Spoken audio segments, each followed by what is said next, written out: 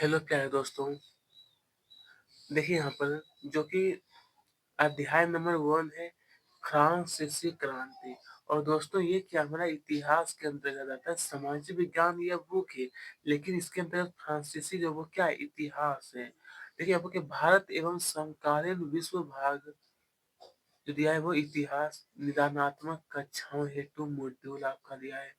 तो आइए दोस्तों हम लोग सभी प्रश्नों को सोल्व करते करेंगे एक एक करके, ठीक है। इस अध्याय इस अध्याय में जो प्रश्न आपका दिया है, सही विकल्प पहला दिया कि लुई 16वां किस वंश का राजा था। कौन दोस्तों? तो लुई 16वां जो था वो क्या है, किस वंश का। तो आपको चार ऑप्शन दिया गया है। तो दोस्तों आप लोग यहाँ देखिए, इसका जो सही उत्तर होगा आपको लिखना है वो ब्रूगो। ब्रूगो वंश का राजा था। दूसरा क्वेश्चन है कि फ्रांस की क्रांति कब कब का है कि प्रारंभ हुई थी, कब हुई थी दोस्तों? तो ये भी हो जाएगा 1789 में। उत्तर लिखना है दोस्तों आपको 1789 ईस्वी में। तीसरा क्वेश्चन है फ्रांस के विषय में टाइड क्या था। टाइड क्या था? तो यहाँ पर भी उत्तर हो जाएगा दोस्तों हमारा कि अप्रत्यक्ष कर। क्या था? अप्रत्यक्ष कर। चलिए आइए क्वेश्चन नंबर 4 में कहा है कि फ्रांस में स्त्रियों को वोट डालने का अधिकार किस वर्ष प्राप्त हुआ था। तो उत्तर हो जाएगा 1952 में। 1952 में, ठीक है। दोस्तों यहाँ पर थोड़ा सा गलती हो गया था। इस देखिए इसका जो ये उत्तर नहीं होगा, ये थोड़ा सा गलत हो गया। ये होगा, ये 1946 में हुआ था। कब हुआ था? 1946 में, ठीक है। ठीक है, चलिए इसके आगे देखते हैं। क्वेश्चन नंबर 5 में पूछा गया है जो जो केविन क्लब का लीडर कौन था। कहाँ का? तो जो केविन क्लब का। तो इसका हो जाएगा मेरे दोस्त, वो हो जाएगा रोव रोवस प्योरे। रोवस प्यारे, ठीक है। इसमें आपको टिक लगा लेना है, ओके। आइए इसके आगे देखते हैं। क्वेश्चन नंबर 6 में पूछा है निम्नलिखित में से फ्रांस के राष्ट्रीय रंग कौन सा है। फ्रांस का दोस्तों, तो यहाँ पर हो जाएगा नीला सफेद लाल। नीला सफेद और कैसा है? तो लाल है। नंबर 7 देखिए, फ्रांसीसी सम्राट लुई 16वां के द्वारा 5 मई 1789 को प्रतिनिधि सभा की बैठक बुलाने का उद्देश्य क्या था। बुलाने का उद्देश्य क्या था?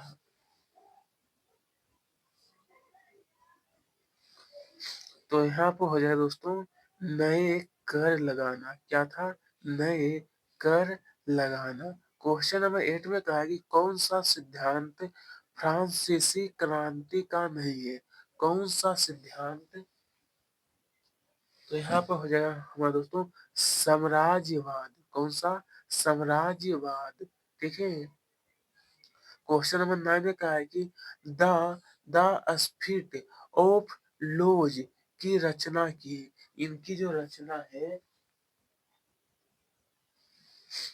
तो यहाँ पहुंचेगा मोस्टेक मोस्टेस्क्यू। मोस्टेस्क्यू, ठीक है। नंबर 10 देखते हैं।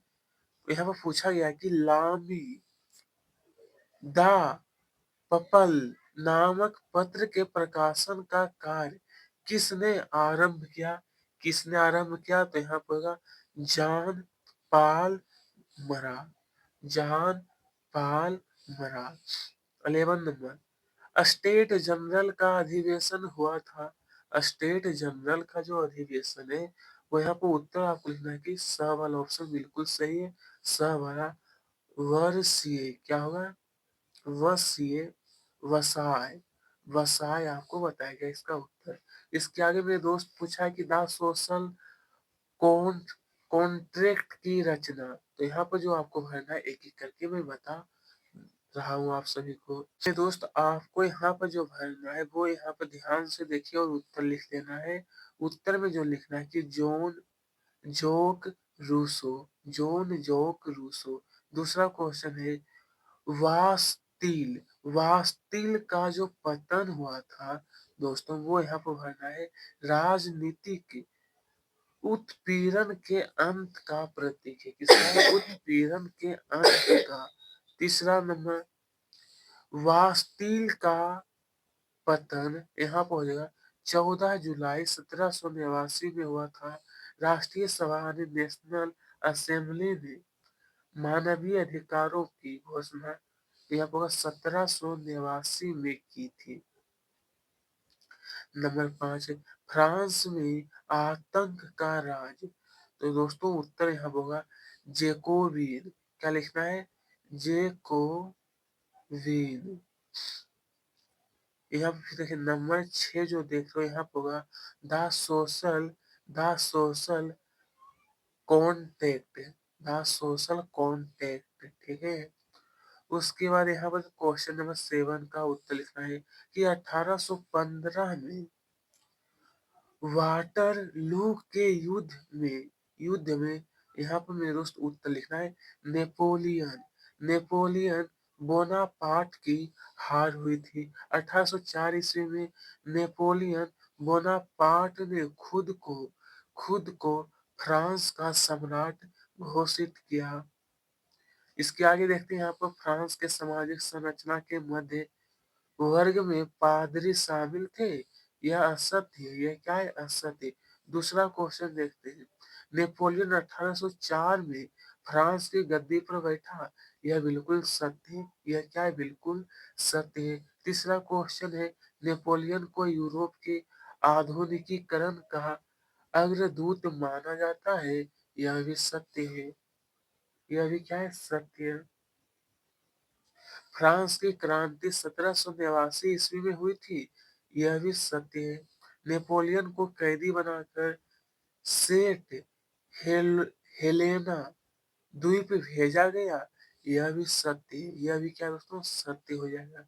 फिर क्वेश्चन नंबर 6 में कहा है महिला एवं नागरिकों के अधिकारों की घोषणा ओलंप गूंज ने यहाँ पे यह भी सत्य है। यह भी क्या है? सत्य है। लोकतंत्र का विकास सर्वप्रथम फ्रांस में हुआ था। सर्वप्रथम कहाँ से? तो फ्रांस से हुआ। 7 फ्रांस की क्रांति को मोंटेस्क्यू मोंटेस्क्यू के विचारों ने प्रभावित किया था। यह भी सत्य है। यह भी सत्य हो जाएगा। नंबर 9 में का है 1789 दोस्तों के पहले फ्रांस के कुलीन तथा पादरी वर्ग को करों में कोई छूट नहीं थी। यह असत्य है। यह क्या है? असत्य। 10 नंबर 1789 में पाव रोटी के भाव बढ़ने से फ्रांस में जीविका संकट उत्पन्न हो गया था। यह भी सत्य है। यह भी क्या है दोस्तों? बिल्कुल सत्य है। आइए मेरे दोस्त अब यहाँ पे जो हमसे बोला गया था एक शब्द या वाक्य में उत्तर लिखने के लिए जो बोला गया है ना कि फ्रांस में सेंसरशिप की समाप्ति कब किया गया था? उत्तर लिखना 1789 ईस्वी में।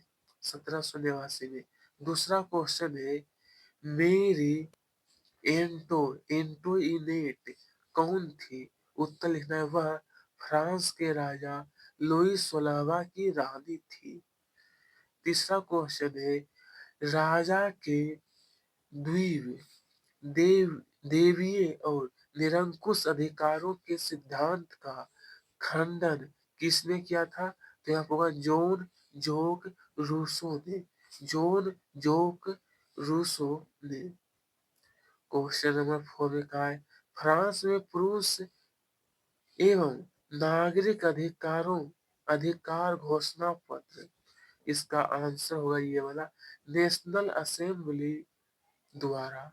नेशनल असेंबली द्वारा। ठीक है। नंबर 5 में कहा है टू टू टेटाइजेज ऑफ गवर्नमेंट किसने लिखा है? तो जॉन लोक ने। जॉन लोक ने। नंबर 6 में कहा है महिला एवं नागरिक अधिकार घोषणा पत्र किसके द्वारा बनाया गया था?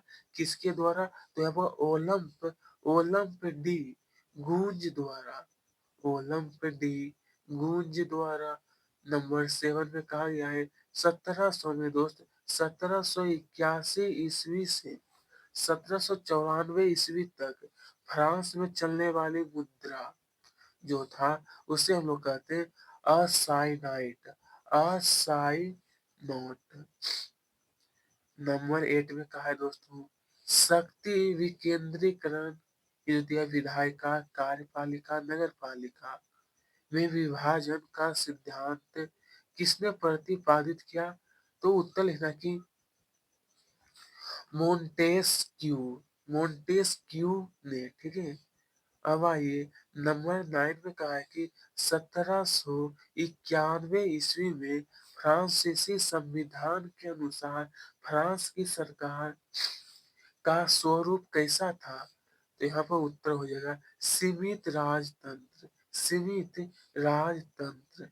नंबर 10 में कहा है कॉन्वेंट का क्या अर्थ है? तो देखिए उत्तर लिखना कि कैथोलिक चर्च की नन या सांधिवों के निवास स्थान को कॉन्वेंट कहा जाता है, कॉन्वेंट, ठीक है। इसके आगे देखिए मैं, देखिए यहाँ पे देखिए आपके बुक में पहले दिखा देता हूँ बुक वाला या लघु का कि स्टेट, स्टेट क्या था? उत्तर चलिए। तो मेरे दोस्त आपको उत्तर जो लिखना है कि क्रांति पूर्व फ्रांसीसी समाज में सत्ता और समाज की हैसियत को अभिव्यक्त करने वाली श्रेणी थी, अभिव्यक्त करने वाली श्रेणी। दूसरा क्वेश्चन है गिलोटीन, गिलोटीन क्या था? उत्तर हो जाएगा इसका उत्तर मृत्यु, मृत्यु दंड देने के लिए बना यंत्र, बना यंत्र। और देखिए क्वेश्चन नंबर 3 में कहा है यातंक, यातंक का राज किसे कहते हैं? उत्तर लिखना है व्यक्ति या संगठन लोगों में डर फैलाने के लिए कार्य करे उसे आतंक का राज कहते हैं। क्या होता है? लोगों को डर फैलाने के लिए कार्य करे उसे आतंक का राज कहते हैं, ठीक है। ये प्रश्न था आपका और इसका आंसर इस तरीके से नोट करिएगा। उसके बाद पूछा गया था कि फ्रांस के संदर्भ में टाइड, टाइडो, टाइड क्या था? उत्तर चर्च द्वारा वसूल किए जाने वाला कर, ठीक है। उसके बाद मेरे दोस्त पूछा गया है हमसे कि टेनिस कोर्ट में, टेनिस कोर्ट में जन साधारण के प्रतिनिधियों ने क्या शपथ ली? उत्तर, इसका उत्तर ये होगा कि जब तक सम्राट की शक्तियां को कम करने वाला संविधान बंद नहीं होगा तब तक असेंबली भंग नहीं होगी, ठीक है। उसके बाद दोस्तों क्वेश्चन नंबर 6 में पूछा गया है कि जेकोबिन क्लब के सदस्य कौन थे? इनका नेता कौन था? उत्तर छोटे दुकानदार, कारीगर व मजदूर जेकोबिन के सदस्य थे। और मैक्स मिलियन यानी रोवे स्पेर इसका नेता था, ठीक है। आइए दोस्तों इसके आगे पूछा है हमसे फ्रांस की क्रांति ने विश्व को कौन से 3 सिद्धांत, आखिरकार दोस्तों फ्रांस की क्रांति ने विश्व को कौन से 3 सिद्धांत, स्वतंत्रता, समानता और बंधुत्व, ठीक है, लोकतंत्र, राष्ट्रीयता। उसके बाद मेरे दोस्त पूछा है प्रश्न क्रमांक 8 में फ्रांस की क्रांति किस सन में आरंभ हुई? इसके 2 प्रभाव, आखिरकार इसके जो बोला गया कि 2 प्रभाव लिखिए। तो फ्रांस की क्रांति 1789 में प्रारंभ हुई थी और प्रभाव ए, प्रभाव ए जो दिया इसके बारे में लिखना है। स्वतंत्रता, समानता और बंधुत्व के सिद्धांत का विकास। और दूसरा पॉइंट में ये है, राष्ट्रवाद को बढ़ावा, राष्ट्रवाद को बढ़ावा। आइए क्वेश्चन नंबर 9 में पूछा है फिर हमसे कि सो कुलांत का अर्थ लिखिए। तो उत्तर लिखना है कि विशेष यानी घुटना पहनने वाले अर्थात घुटनों तक वस्त्र पहनने वाले कुलीन को हम लोग कहते हैं सो कुलान, कुलांत। उसके बाद देखिए दोस्तों क्वेश्चन नंबर 10 में कहा है कि फ्रांसीसी समाज में किन तबकों को क्रांति का फायदा मिला। क्रांति का फायदा मेरे दोस्त उत्तर लिखना है। पढ़े लिखे मध्य वर्ग किसान में मजदूरों को फायदा मिला। ठीक है। उसके बाद देखिए क्वेश्चन नंबर 11 में दोस्त पूछा गया था फ्रांसीसी समाज ने के किन तबकों को क्रांति के कारण सत्ता छोड़ने पर मजबूर होना पड़ा। तो मेरे दोस्त उत्तर क्या लिखना है। उत्तर आप सबको लिखना है कि कुलीन, कुलीन वफादारी वर्ग को सत्ता छोड़ना पड़ी। सत्ता, ठीक है, यानी कि जो कुर्सी है वो छोड़ना पड़ी। फिर पूछा देखिए कि 18वीं सदी में फ्रांसीसी समाज कितने वर्ग में बटा था। उत्तर हो जाएगा कि 3 वर्गों में। प्रथम स्टेट पादरी, द्वितीय स्टेट कुलीन, तृतीय स्टेट जन साधारण। अब देखिए बी नंबर में कहा गया है फ्रांसीसी समाज में कर व्यवस्था कैसी थी। उत्तर होगा मेरे दोस्त तीसरे वर्ग अर्थात जन साधारण को ही कर देना पड़ता था। ठीक है। आइए अब यहाँ पर बोला गया है क्वेश्चन नंबर 13 में फ्रांस की क्रांति की शुरुआत किन परिस्थितियों में हुई। तो पहला परिस्थिति हो जाएगा सम्राट लुई 16वां। ये जो लिखा हुआ क्या है तो 16वां द्वारा स्टेटस स्टेट्स जनरल का अधिवेशन बुलाया गया, बुलाया गया। फिर दूसरा पॉइंट आपको ये लिखना है कि तृतीय स्टेट नेशनल असेंबली का गठन करता है। ठीक है। आइए मेरे दोस्त अब यहाँ पर बोला गया है कि फ्रांस के लिए फ्रांसीसी क्रांति के 2 परिणाम। चलिए पहला हो जाएगा लुई 16वां का जार यानी कि राजा पद से अलग होना। दूसरा पॉइंट भी होगा 1791 ईस्वी में फ्रांस में संवैधानिक राजतंत्र की नींव पड़ी। राजतंत्र की नींव। प्रश्न क्रमांक 15 में कहा है 19वीं 20वीं सदी की दुनिया के लिए फ्रांसीसी क्रांति कहा है कि कौन सी विरासत छोड़ गई। पहला स्वतंत्रता, समानता और बंधुत्व के सिद्धांत का विकास। और दूसरा पॉइंट लिखना ये, ठीक है, कि लोकतांत्रिक अधिकारों का विकास। ओके दोस्तों, आगे क्या आप इस तर्क से सहमत हैं कि सार्वभौमिक अधिकारों के संदेश में विभिन्न अंतर विरोध थे। उत्तर हाँ। पुरुष एवं नागरिक अधिकार घोषणा पत्र के कई आदर्श स्पष्ट अर्थों से भरे पड़े थे। ठीक है। फिर देखिए क्वेश्चन नंबर 17 में कहा है फ्रांस में लुई 16वां के समय में खजाना खाली होने के 2 कारण। पहला लिखना है लंबे वर्ष के युद्ध में वित्तीय संसाधन समाप्त कर दिए। और दूसरा पॉइंट ये है कि लुई 16वां का अत्यधिक विलासिता पूर्ण जीवन, पूर्ण जीवन। अब आइए क्वेश्चन नंबर 18 देखते हैं मेरे दोस्त। तो बोला गया कि जेको जेकोविन्स कौन थे? इन्होंने देश में किस प्रकार आतंक फैलाया? मेरे दोस्त देखिए, फ्रांसीसी समाज के कम समृद्ध वर्ग के लोग जेकोविन्स कहलाते हैं। समाज के कम समृद्ध वाले जो वर्ग है ना, उसे हम लोग कहते हैं जेकोविन्स कहलाते थे। जिन्होंने फ्रांस में आतंक फैलाया। क्या किए थे? आतंक। उसके बाद पूछा है कि फ्रांस में 14 जुलाई का क्या महत्व है?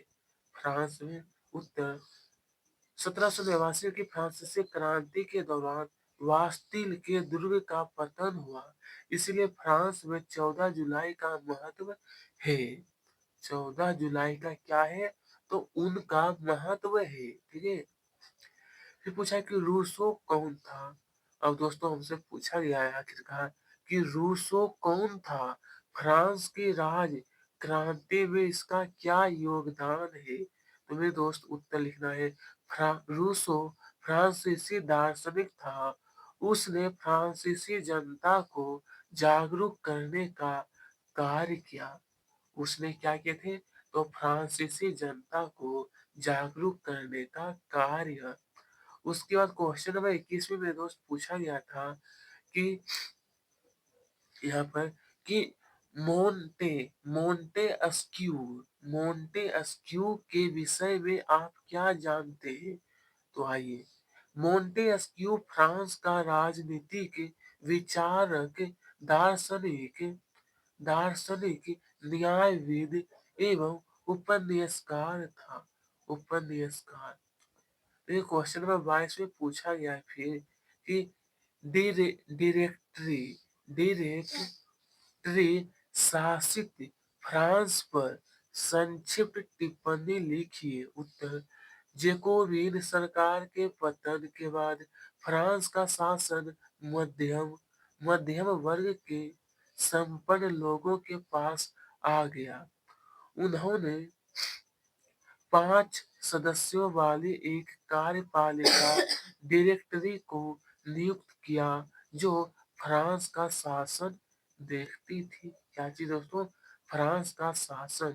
अब देखिए क्वेश्चन नंबर 23 में पूछा गया है, फ्रांस में दास प्रथा का उन्मूलन कब और किस प्रकार हुआ? तो 1848 में दास प्रथा का उन्मूलन। दास का मतलब होता है कि किसी का गुलाम होना। दास प्रथा को असंवैधानिक घोषित कर कानून बनाया गया। उसके बाद मेरे दोस्त पूछा गया कि ये सभी जो प्रश्न दिया है ना, वो शिक्षक की सहायता से पूरा करना है। ठीक है। ये सभी आपको लिखने की जरूरत नहीं है। तो मेरे दोस्त इसी प्रकार से हम लोगों ने इसे भी एक एक करके सभी प्रश्नों को सोल्व कर लिया, और मैं आपको इस तरीके से बताया हूँ ताकि आप लोगों को कहीं पर कोई परेशानी भी ना हो सके। धन्यवाद। फिर से अगले वीडियो में मिलेंगे।